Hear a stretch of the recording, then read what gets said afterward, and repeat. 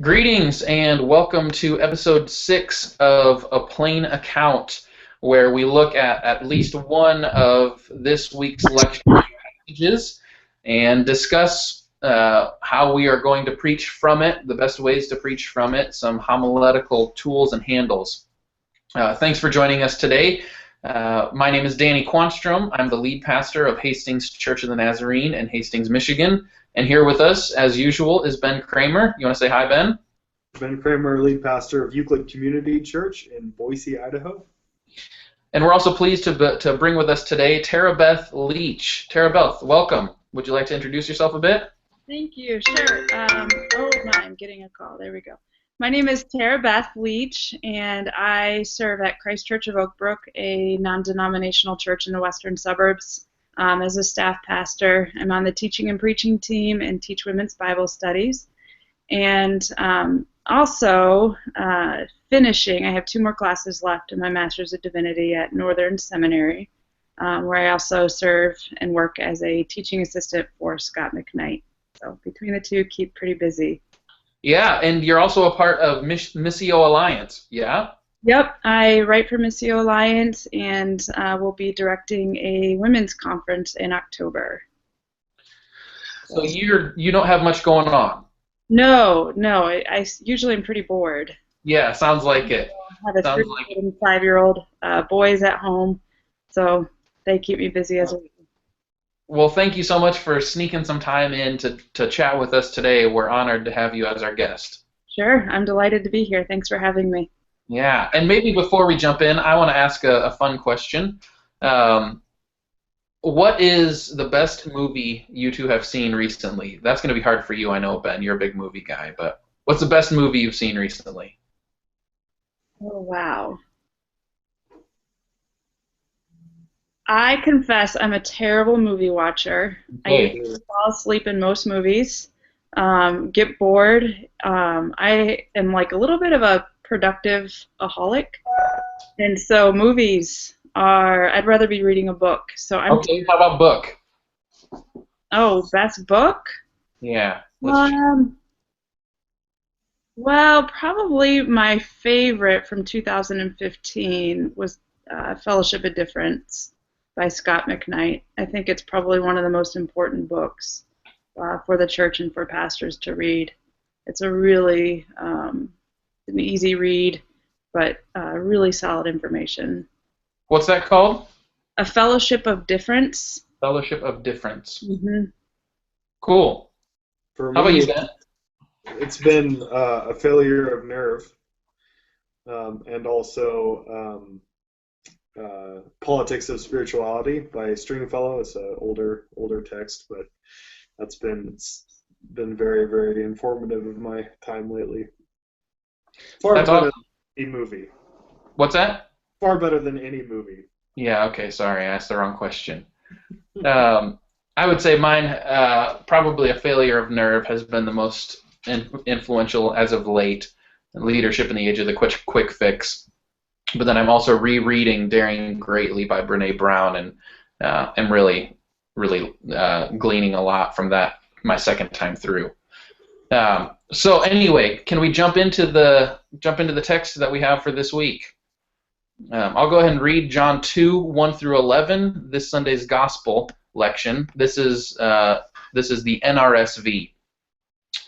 On the 3rd day there was a wedding in Cana of Galilee, and the mother of Jesus was there. Jesus and his disciples had also been invited to the wedding.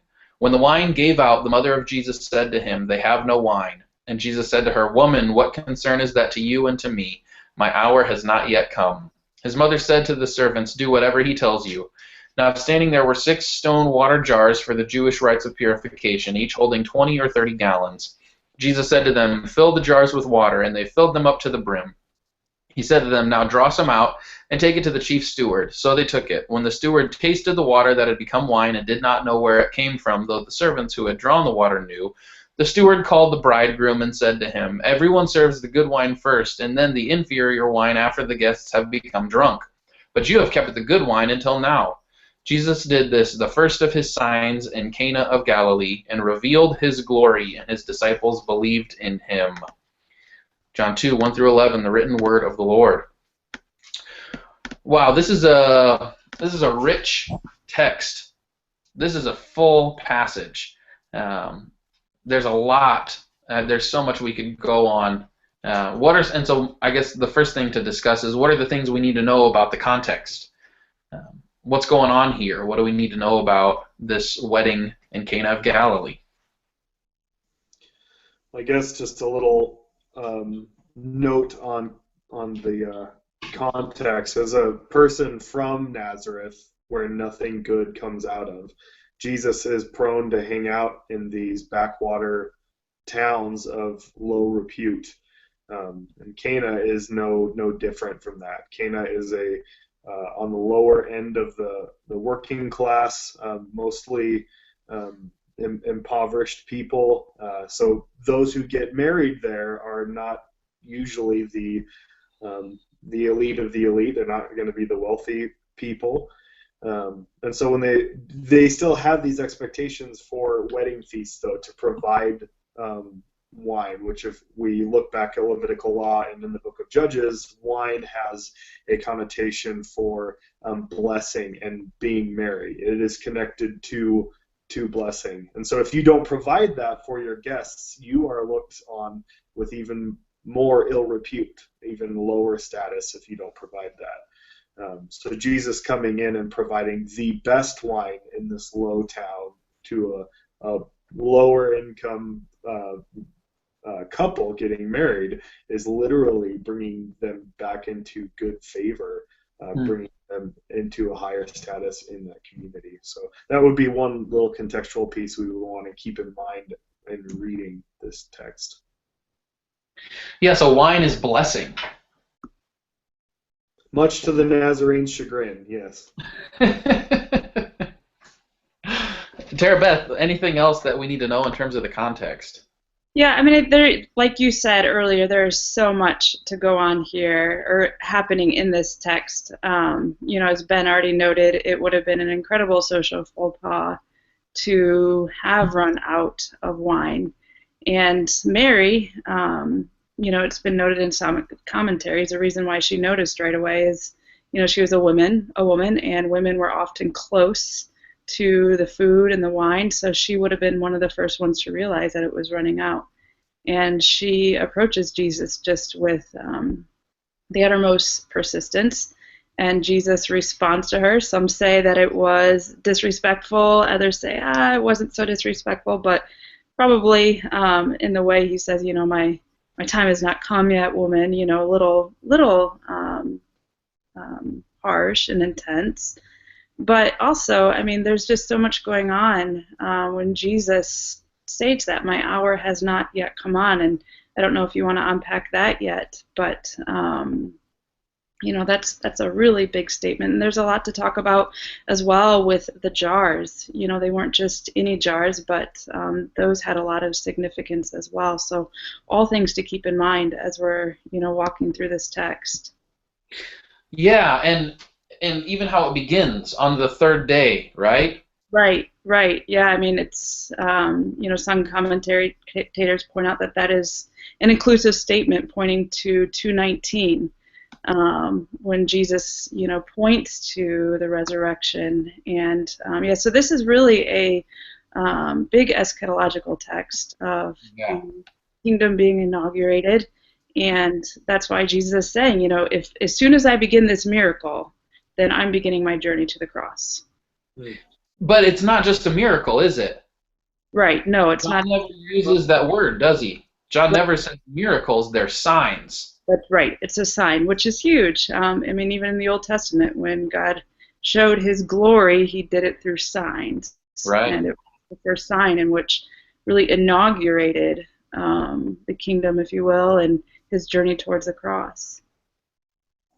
So the first thing Jesus does in this Galilean town of Cana with these people who presumably don't have much reputation, the first thing he does is turn this thing that was more than just a social faux pas. It was incredibly inappropriate, and if the wine runs out, the blessing runs out, the party runs out, the celebration is over. The first thing he does is to create uh, a whole lot of wine. And good wine. And good Really wine. Good wine. A whole lot of good wine.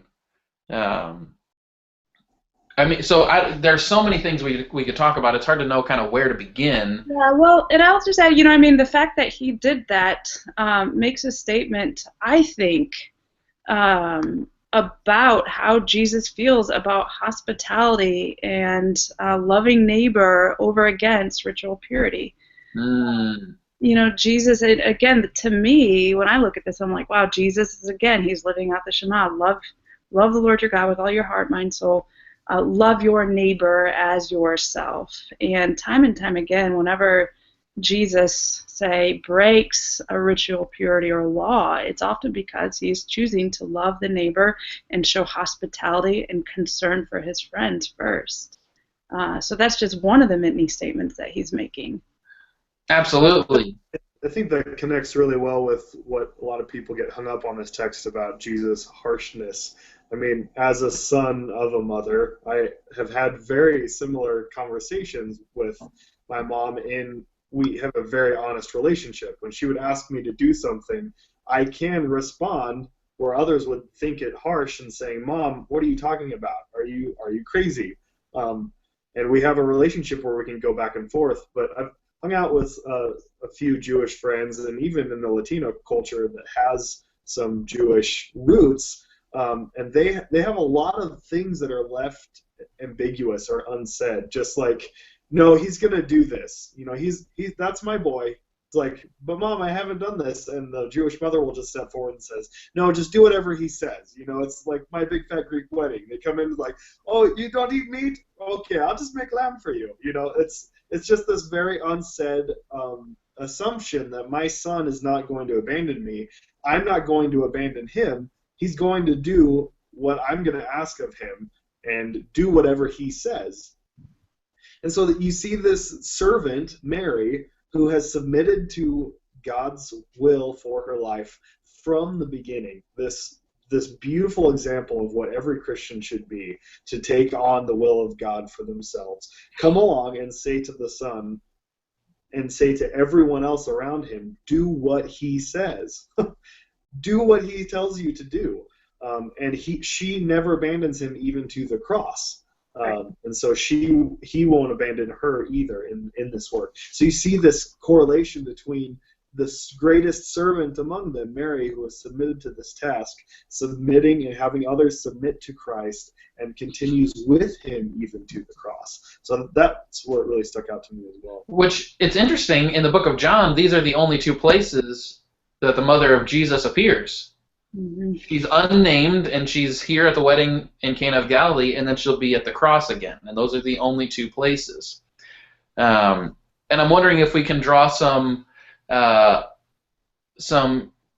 egalitarian emphasis from this, that Jesus listens to his mother. As some scholars comment, where's Joseph?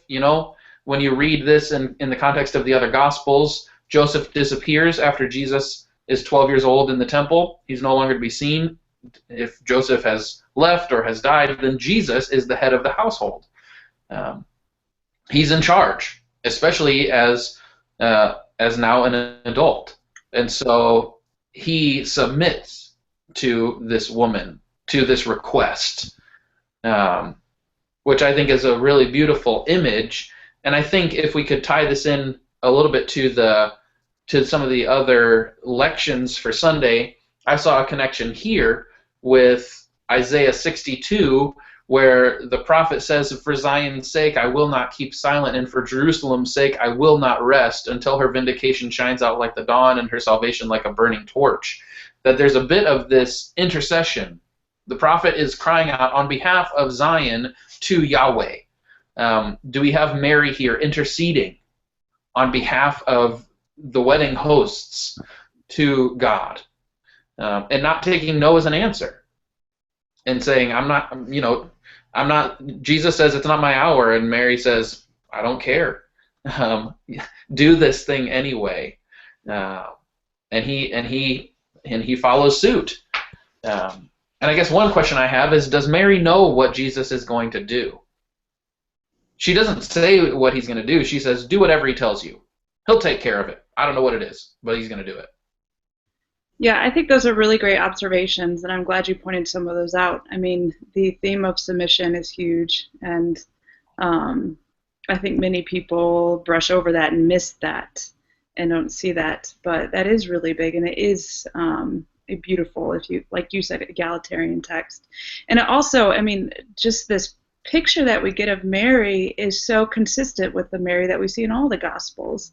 A woman of faith, a woman of bravery and courage. And she may not know exactly, I don't think she knows exactly what his plan is going to be, but she just knows that he is going to do something that will solve the problem, if you will. And so I think in a way she likely knows that there's going to be some sort of sign or wonder that he is going to do something, radical. And so maybe just not to the extent of what he did. Yeah, so in Jesus' response, he says, my hour has not yet come. Let's talk a little bit about the hour. Tara Beth, you brought that up earlier. This permeates the gospel. Throughout the Gospel of John, Jesus talks about his hour, or John writes about the hour. What is this? What is the hour? Yeah, so, I mean, like you said, this is big for the Gospel of John, and it often has to do with the time of one's death. And for Jesus specifically, we know that it's the cross. Whether or not Jesus fully realized it was the cross, he knew that he was on a journey towards something. And so for Jesus, once this began, like we talked about, I mean, it was a sign of an inauguration of a journey, of a road to the cross or to his hour. It was as if Jesus was saying, Mother, once I begin doing these signs, I begin my journey to my hour, to the cross, to death. To the cross, and can we also say to resurrection? Right, absolutely. Can we say that's included in the hour? Has to be included. And being the first of the signs, verse 11 says, and revealed his glory. There's a bit, in that inauguration, there's a bit of prolepsis. There's a bit of the resurrection coming now. It's the future coming now. Last week with Jesus' baptism, we saw the new creation coming into the present.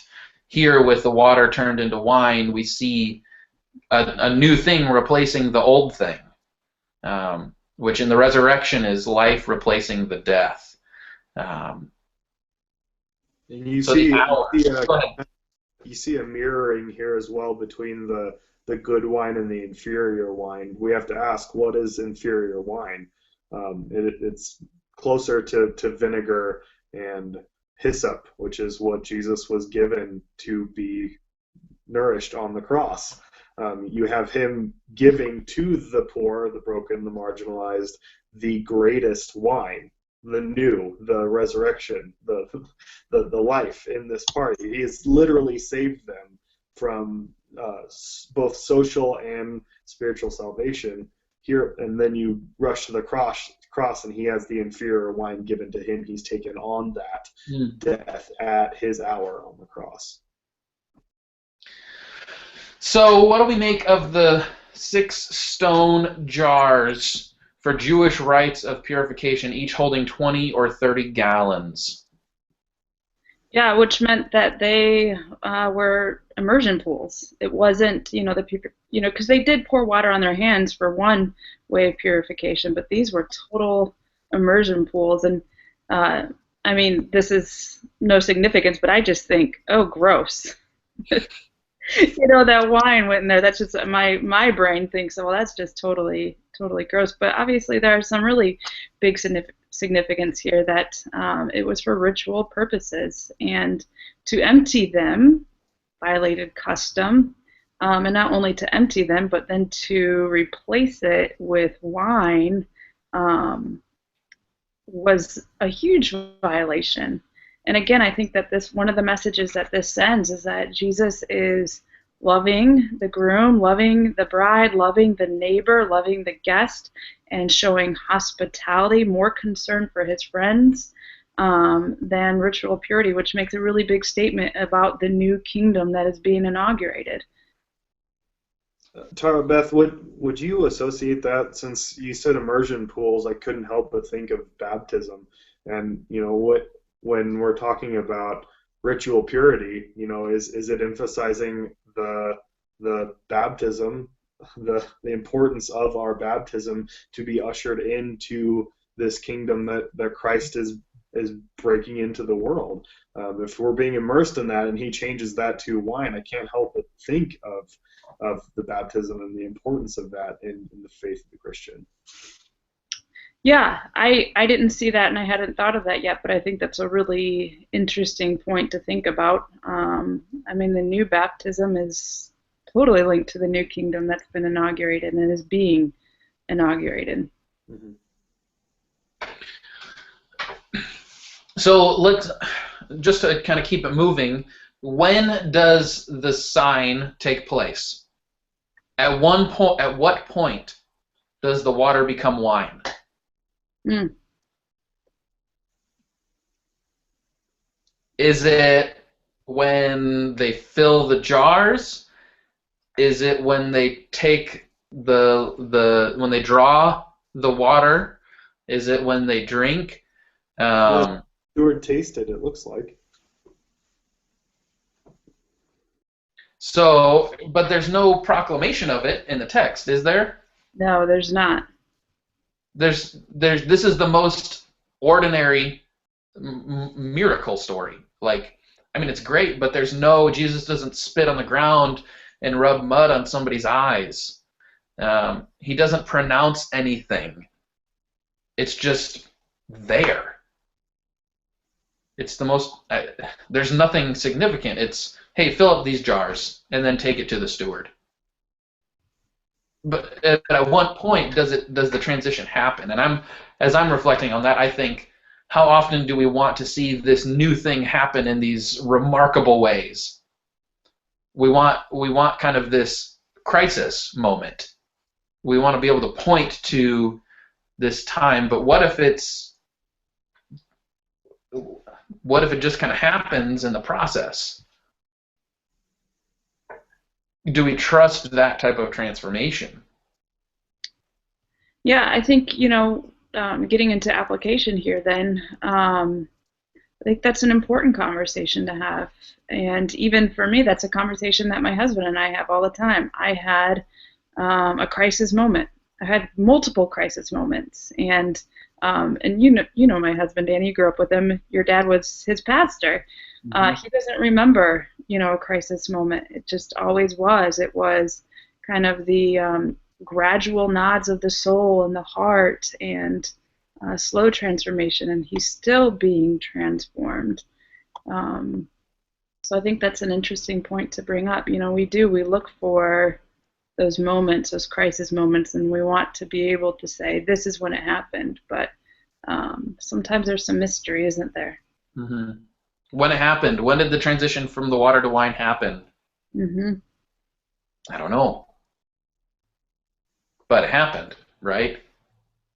We like it to be big, we like it to be over the top, but Jesus here just says it, and it is.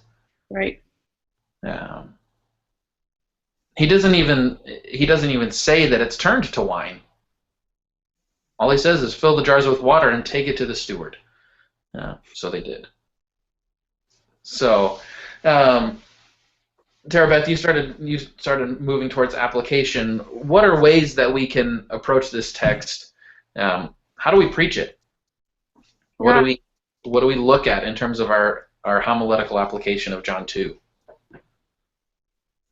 So, I mean, we talked about the new thing, the new kind of kingdom, the new kind of people that is being created here, the new creation that Paul talks about. There's a new creation happening and a new kingdom that Jesus is painting, of this vision of what it looks like to be a part of the new kingdom people, if you will.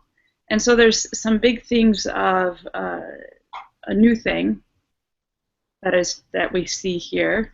There's the hospitality piece that we see here and loving neighbor. With Jesus violating customs, there is the hour, piece with. There's a lot of different points that could really be touched on in the sermon here. There's a submission piece with mutual. Yeah. Jesus became obedient in the Philippians hymn, right? Yeah. He became obedient to the Father, we say, but can you point to his obedience of his mother as well? Right. And I think that's a piece that's really important for women in our congregations to hear.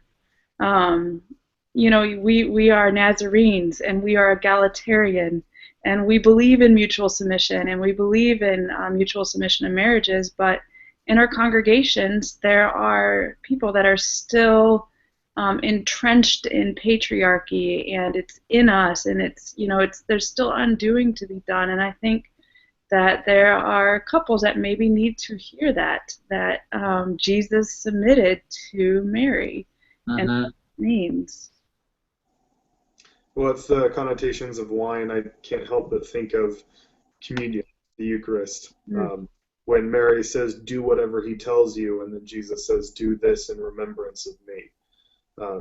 How it's when the purity of the ritual becomes more important than what the ritual means. And we find that with the practice of communion, with Eucharist. If it's not something that shapes our life, and yet we are commanded to submit to do that whenever we gather. And how important, as my congregation gathers and takes communion every single Sunday, and how Protestants like to protest about that and say, why is it? It takes the meaning out of it, and I kind of look back and say, well, do you only tell your spouse that you love them once a quarter?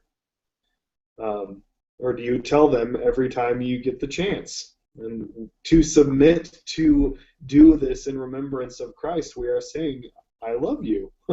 we say, I love you, and submitting to this and participating in the body and shed blood that we want to immerse ourselves in and be shaped by, as Mary was so shaped by in her submission to the will of God in her life. So there's just a lot of connotations, especially those who take seriously the sacraments of the church, that we gather together to submit to the broken body and shed blood of our Lord. And Mary is standing there as the example of what the church should be. And I mean, there's like you said, it's such a rich text. We're at a wedding, and we have Mary, the mother of Christ, the church, talking about bridegroom and the beauty of how the bride should be kept pure for the bridegroom. There's just so much there that you can work with about who we are as the church, how Mary is an example of that, and how we walk to the cross with Christ to be made pure by him. I think the link with Eucharist is huge, right? Oh yeah. And as you go towards Eucharist this Sunday, as you go to the table, you cannot help but emphasize the new life that we participate in the Eucharist, not out of ritual purification, but out of new life. Yes. And new life is given through the Eucharist every time we eat and drink. And that's where I'm thinking I'm going this Sunday. The title of my message is going to be L'chaim. We're going to get Jewish this Sunday, and L'chaim is a Jewish marriage or engagement celebration. It means to life, and it seems to me like Jesus takes this thing that was meant for purity and turns it into a thing that gives life. Turns it into a sign of the new creation. And thinking about so many of our established churches, I pastor in an old church. We are over 80 years old. We're almost 85 years old, and 85 seems to be the average age of my congregants. I'm kidding, but it's an older congregation, and for a lot of for a lot of us who pastor established churches that have been around, the question is, can wine come out of these old jars?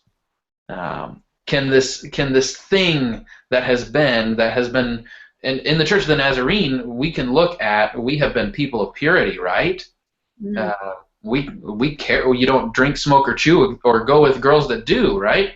That's who we've been. The question is, can new wine, good wine, the best wine, come out of this thing that for so long has just been used for merely purification? And so I think I want to preach this Sunday on what Jesus indicates here is that it's not so much about the avoidance of evil, it's not so much about the avoidance of the unclean, so much as it is the pursuit of life. It's the pursuit of the good. It's not so much about abstaining as it is participating.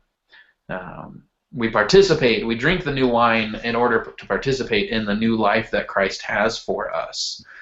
And the question is, will we be these stone jars, or will we be the wineskins?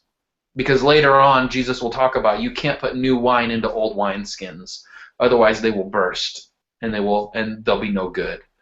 Will our churches function as these stone jars which can be refilled, or will we be like the old wineskins that when filled with new wine can't take it and they burst, and the wine is poured out and it's not, you can't drink it, you can't participate in that?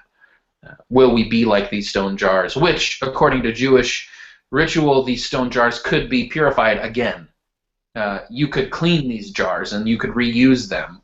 Other means of ritual purification had to be thrown out, but not these jars. They could be reused. So do we pursue life, or do we avoid uncleanliness? Right. Well, and there's also, all of that connects to the theme of banquet. Of the kind of people that Jesus is including in his kingdom. It's an inclusive kingdom now, and whereas at one time it was quite exclusive. And so I think, we talked about the submission. Benny, you talked about, the submission to the broken body, and we're talking about the new creation that's happening here and the Eucharist theme. And there's also, again, it goes back to the submitting to one another of this, we see the theme of the great banquet table, of who's at the table, and many are going to be surprised by who is there. And so I think also just remembering the ecclesial focus of the Eucharist and the table and the banquet. I mean, Jesus is at a banquet and he is providing this for everyone that comes. It's an open table. And we didn't even talk about how much wine he created, right? Right. 6 jars that contain 20 to 30 gallons. Numerically, he creates enough wine for 3 weeks. Oh yeah, more than it's 120 to 180 gallons. Yep. Of wine. Monetarily speaking, and if we were to equate it to how much wine is worth today, and the good wine, it would be around $135,000 worth of wine for this impoverished couple. The abundance here, right? Yeah. It's over the top. It's unnecessary. But it's there. Yeah. Is it extravagant? Absolutely. What does that say about the love of God? What does that say about how we live into the love of God and how we administer the love of God? Amen. I mean, the love of God is extravagant, and in the same way, we are to be extravagant with one another. I can't help but think of Jonah's begrudgingness to go take the word to the Ninevites. And you hear that a little bit in Jesus. My hour has not come. Why would you call me to this? Why would you have to do this? And then still, even though Jonah turned around and said, see, this is why I didn't want to go. I knew you would be extravagant with your love. I knew you would be merciful. I knew you were going to be a loving God. Kill me now. This is why I didn't want to go. Jesus, in turn, blesses them with the extravagance that is known about God's character from the beginning, always. God is never relents in extravagant, relentless love for us. Which is beautiful. Amen. Beautiful. It's incredible. Well, do you guys have any final thoughts on John 2, 1 through 11 before we take off? Listen to your mom. Listen to your mom. There you go. Well, Ben, Tara Beth, thank you so much for the conversation today. And just a plug, Tara Beth is one of our contributors. She is commentating at the end of May and at the beginning of June. Your texts are from Luke chapter 7. You've got 2 consecutive essays, so you'll be preaching you'll be writing in this kind of similar pericope from 7, 1 through 10, and then again 11 through 17. So look for Tara Beth's essays coming forward with a plain account. We're incredibly grateful to have you contribute your essays and to be a participant with us here on the YouTube channel as well. Thank you. I'm delighted to be here. It's fun. Yes, agreed. It's always a good time, and it's great to help. And I know it helps me in preparation for my sermons, and our hope is that for all those who watch this, that you've been able to glean something to help you in your sermon preparation or your personal study or your small group study going forward. Like the Facebook page, A Plain Account, check out the website, aplainaccount.org. We are going to be launching officially our first essays will go live on February 4th for Ash Wednesday, which is on February 10th. So be looking for that, which is crazy to me to think about that we're so close to publishing our first essays.